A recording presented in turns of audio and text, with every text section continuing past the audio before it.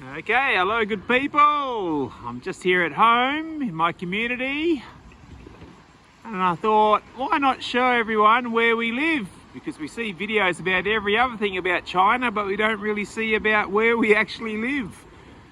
So what we'll do is we'll take a bit of a walk. I'll just jump in and out of time lapse to give you a look around the city, and we'll look at the most common places people live.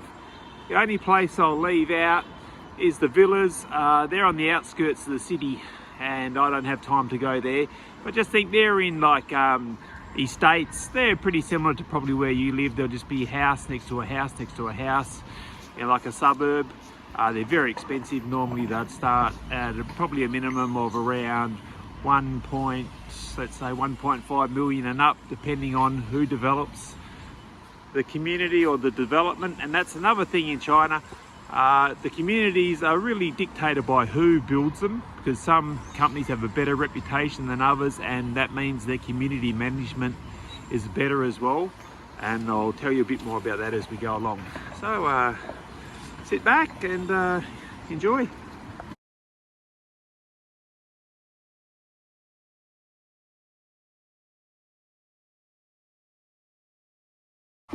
Also, if time permitting on how long the video goes for, perhaps at the end of showing you the different types of communities, we'll go back to where I live and I'll show you a bit of an in-depth look of inside the community, my community itself.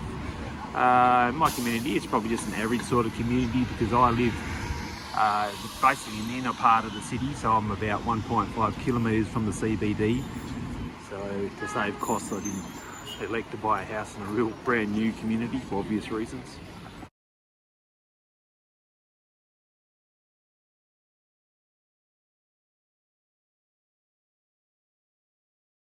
Okay, so we're at our first stop, and as you can see, it's a very old community.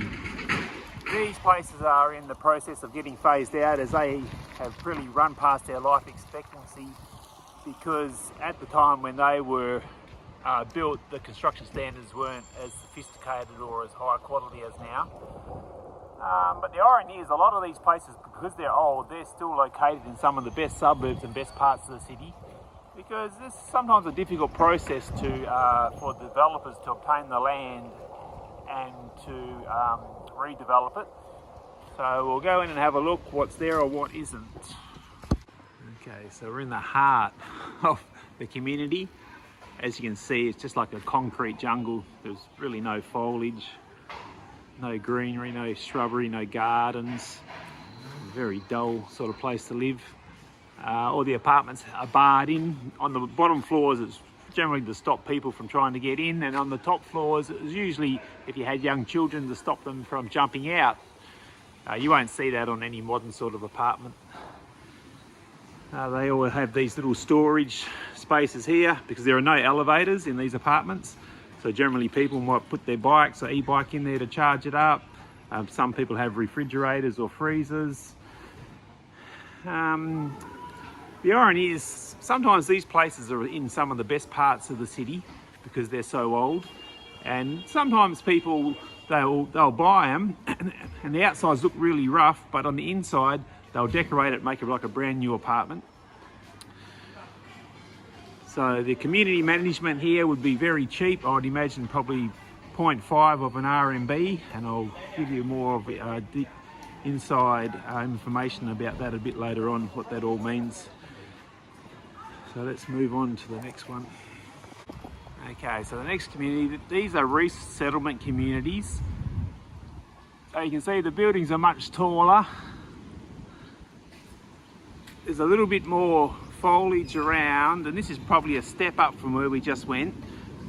So basically what happens, I'll go a bit more in depth in a minute, but them old communities, when they get knocked down, these communities are built for the people who didn't really want to move away. The community management is generally very poor. Probably about 1 RMB per square metre you need to pay. And they're an upgrade probably from where we just looked, but not a nice place to live. They're bad investments. Usually people, if you don't take the resettlement to live here, normally people won't buy to come live here because the resale value is very low. But you can see, at least they have a playground and sort of a little bit of garden. They're usually these resettlement communities, usually you can see, right, they usually have a lot of crap laying around. They're not well kept, because that's the community management's job. But because it's a resettlement community, the community management is generally very poor. So let's get on to some bigger and better places, shall we?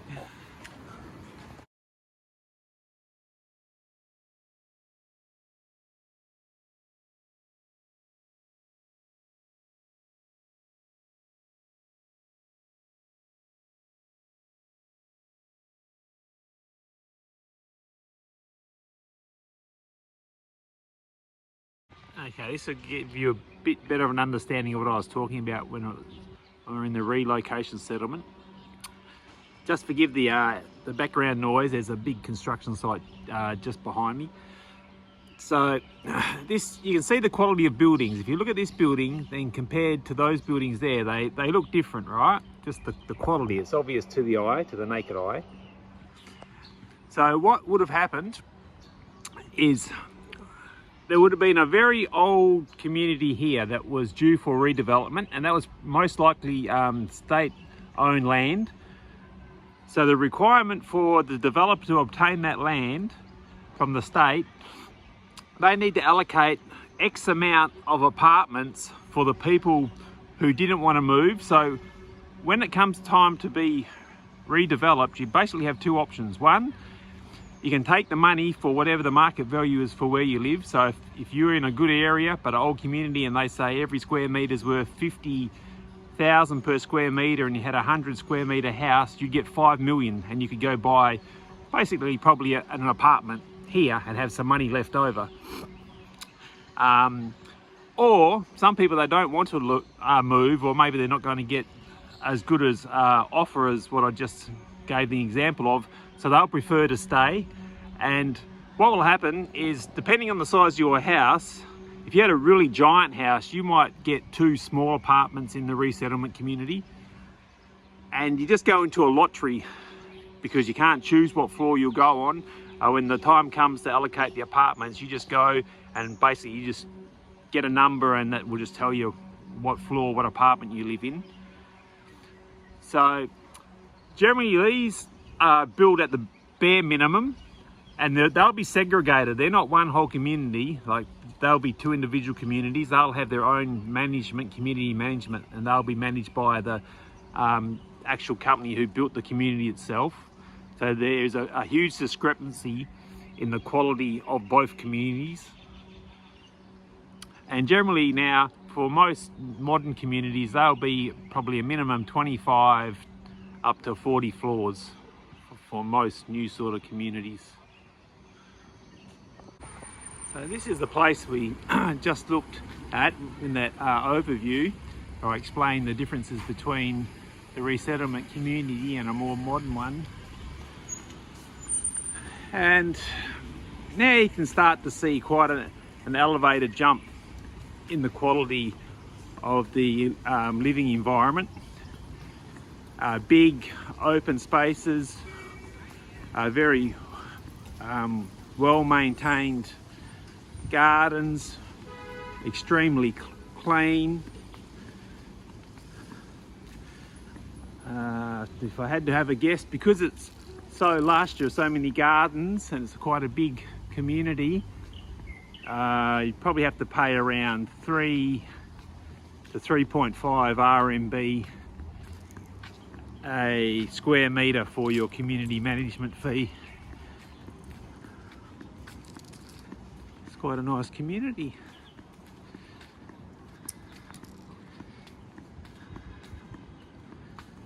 This will just be the foyer, the lobby for this specific building. And generally you can tell the age of many communities just by the height of the buildings. The newer communities tend to be much taller. So let's have a look, see what else they got in here. So it's a decent sized community. I won't walk around the whole thing because it will just take me too long. A bit of a exercise area, sort of a playground area. I would imagine here they'd have some sort of community hall where all the elderly people could gather, play mahjong or cards or something. So this is what most newer communities now tend to look like. The only thing that would differ would be how green and lush it is. Generally, the more expensive, the better the outdoor area, so the outdoor environment.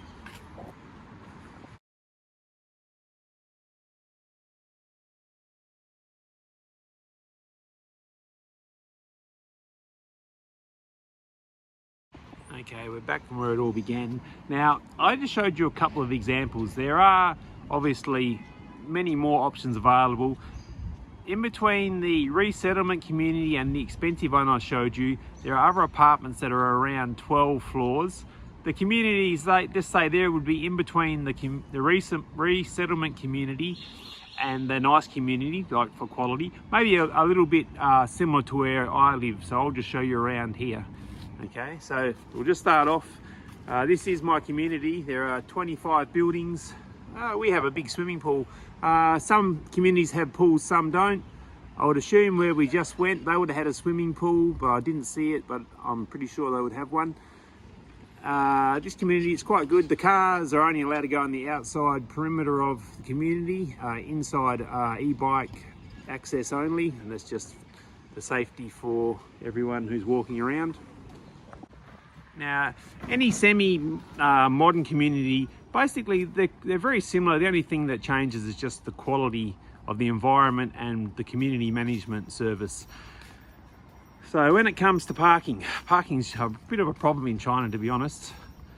So all newish or modern communities will have basement parking, underground parking, and you just go there and there'll be elevator access up to the different buildings. For this community, if you want to rent, it's about 450 RMB a month.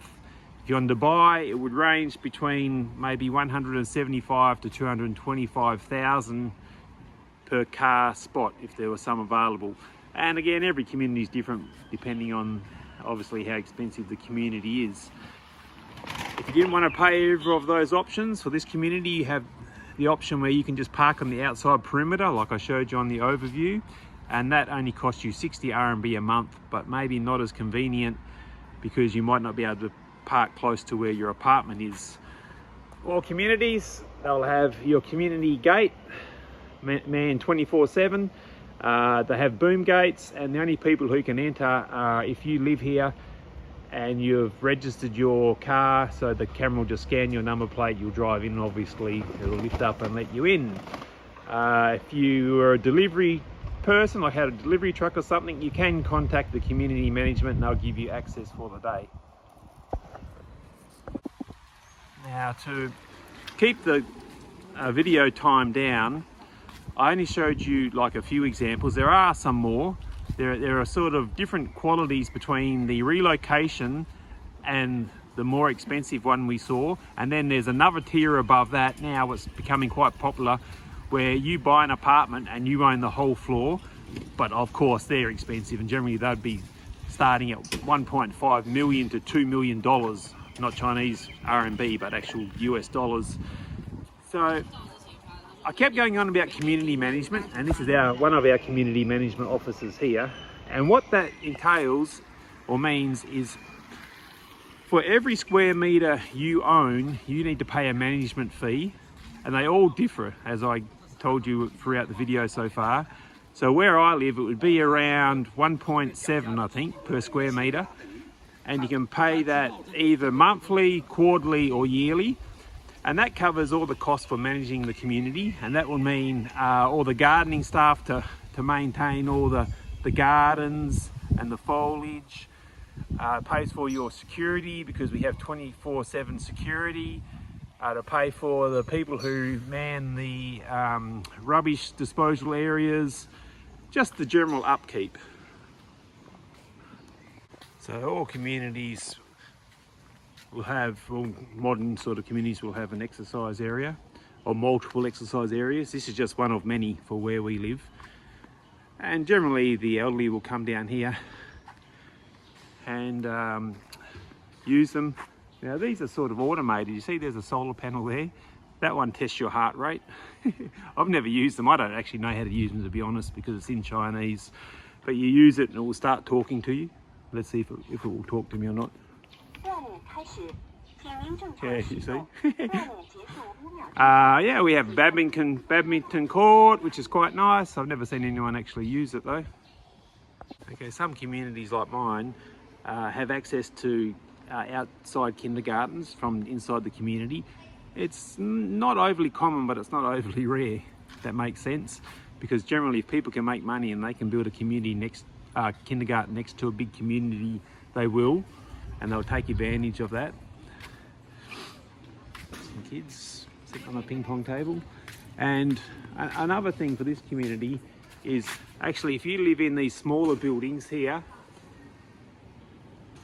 you can have an underground car park underneath your building. That you only see that in sort of older type communities. So this community where I live, it's around 15 years old. You won't see that in newer communities. In newer communities, basically it's only underground parking at all. Like the last community we went to, that's the only option for parking. They won't give you multiple different options, as I've already stated. So in general, most communities, they have quite a nice environment. They're quite peaceful inside. See, it's very quiet. You can't hear the outside ambient noise. And how they sort of soundproof that is just by having so many trees and gardens, and they can help absorb a lot of the hum and the city noise, which really helps because you need to get out of the hustle and bustle of the city back to some sort of form of tranquility, don't you? So again, most communities, they'll have multiple play areas for the children spread out throughout the community because they really have a high focus on children and elderly people in China. So they'll have a lot of community access or community areas for the elderly, and they'll try to make a nice environment for the children where possible. So a lot of communities, they'll have like a central sort of community area. Usually, depending on the weather, like now it's getting quite warm, so in the evening a lot of kids will come out, run and play, congregate here. There's a swimming pool just in there,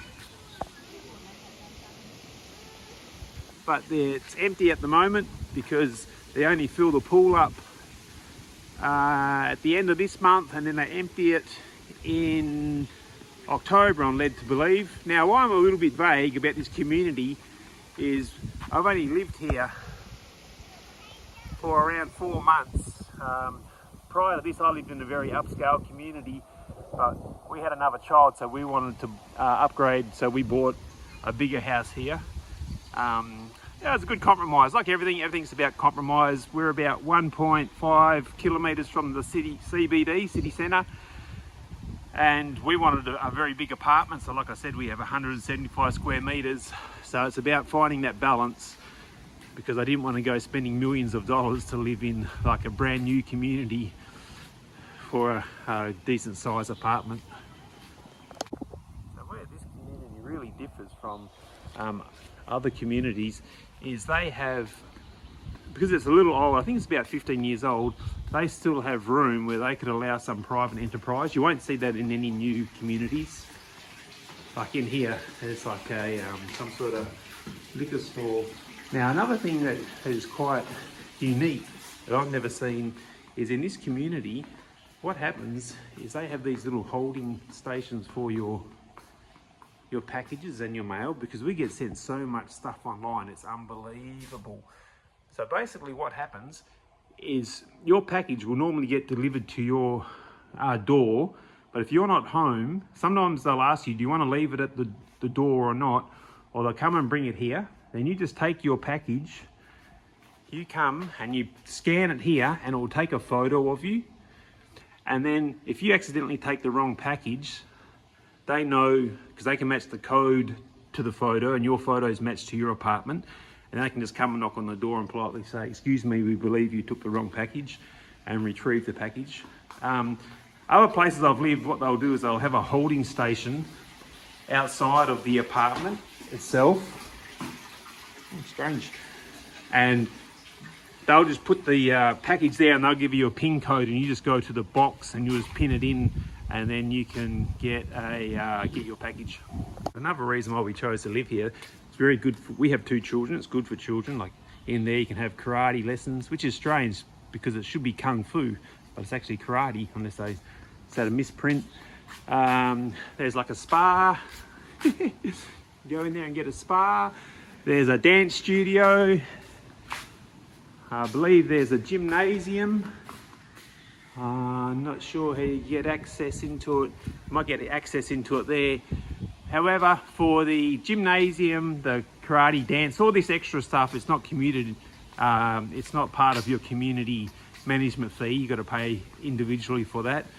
I think there are some hairdressers here, but that wouldn't be that expensive, to be honest. I wouldn't imagine, because they'd want the people in the community to use it, because outside people wouldn't necessarily know it's here or be able to maybe come in and use it. It's very lush, isn't it? I'm a bit worried when summer comes if we'll have a mosquito problem or not. Have to do a lot of spraying. Another thing here, oh, it's closed, is it? Maybe, oh yeah, it's past 1 o'clock, is they have a little community kitchen. Is the door open? Oh yeah, it is. And this community kitchen here, it's a bain-marie style setup.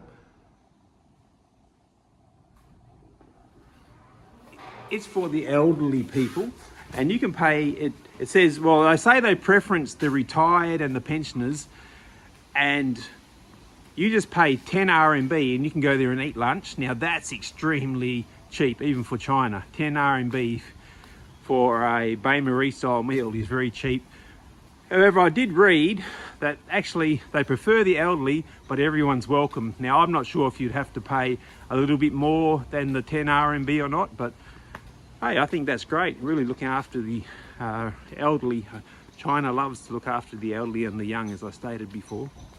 So as you would imagine, or you maybe noticed on the time-lapse videos, e-bikes are extremely popular. Actually, to be honest, they're a bit of my pet peeve. Some parts of the city have done it well. They block off access to all e-bikes on the sidewalks. Others haven't really done that yet. And if you have an e-bike and you need to charge it up, you just come to one of these stations, plug your bike in. You need to pay 1 RMB and you can charge up your electric scooter. And these are spread out throughout the community. The underground car park also has them as well. Now in China, it's compulsory. Every community has recycling stations. It was implemented for this city around 6 to 7 years ago. I can't remember precisely. So basically, you just bring your trash here. The funny thing is, they're all opened at the same time. Every community, 6 in the morning till 9 in the morning, 6 at night till 9 at night, which is quite strange. And you just bring your trash here, and they'll recycle it. They'll put it in food, household waste and non-household wastes. And if they're not open, you can obviously just come and put it there. Actually, the place I lived before this, their recycling station, wow, it was amazing. Like, not like that, it was really nice, but the place I lived before, that was a very up-end community. Actually, I think I made a movie about it before, What's It Like to Live in a Gated Community. You can go back and look at that if you want. Now, we'll make that a wrap. I think we're about done. There's one more little thing we can look at. I believe in here, I've never been in here, because as I said, I haven't lived here that long. There are probably a lot of things that I've missed out on or don't know about, to be honest. Like, I only just found out that there was a gym. I believe in here they have some sort of community entertainment.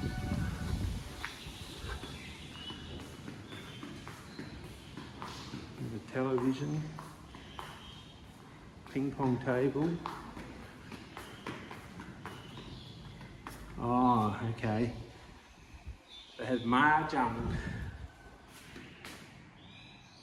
tables. Mahjong is extremely popular here in China, especially for the elderly. I'm guessing there's more mahjong in there. They love to play mahjong or cards. They play for money. They gamble. Actually, gambling is illegal here, but it's our secret. We won't tell anyone what they're doing. Okay, so we'll call that a wrap for today.